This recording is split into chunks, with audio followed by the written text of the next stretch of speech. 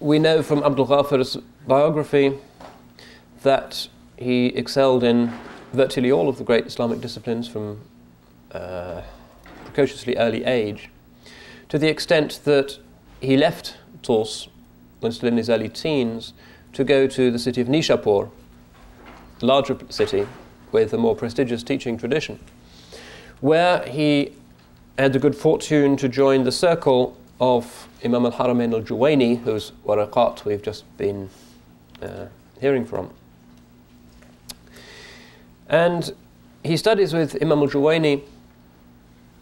mainly the ulum aqliya. This is his first great love. You remember the dichotomy that I sketched yesterday between the ulum naqliya and the ulum aqliya. He was interested in the rational sciences of the religion, in falsafa and in kalam and in usul al-fiqh, following very much Imam al-Juwayni's Shafi'i Ash'ari line on those issues. Imam al-Juwayni particularly significant because he's one of the Ash'ari theologians following the tradition of Baqillani a little bit earlier, who were most anxious to render their discussions as precise as possible by using some of the dialectical techniques of Greek philosophy, particularly the logic.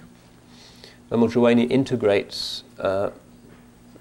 Aristotelian modal logic into the theology of Islam in order to render the arguments absolutely watertight, much more than any theologian before him. And the tradition was to culminate with people like Shahrastani and the great commentaries on the Mawaqif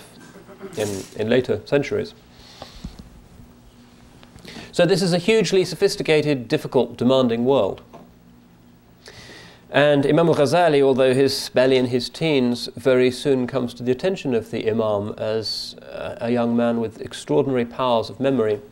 and a very rapid grasp of some of the most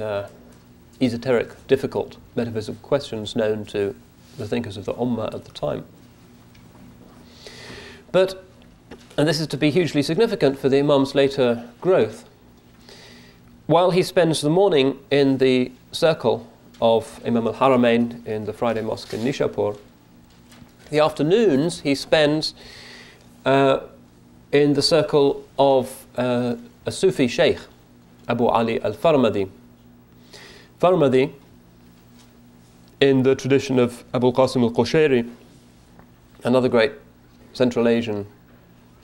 hadith scholar and Sufi, and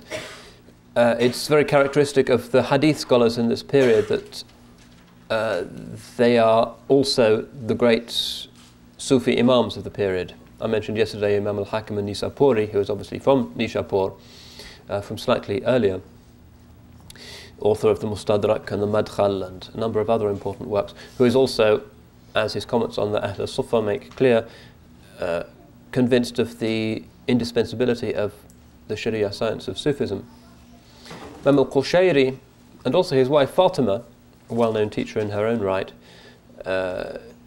follow in this tradition, great exponents of hadith, known primarily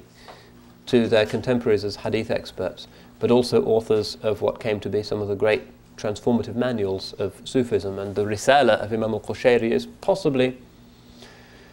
after the Ihya Ulum ad-Din, the most widely used and respected manual of Sufism amongst the ulama. If you study it with a traditional alim anywhere in the Sunni world, chances are when they ask you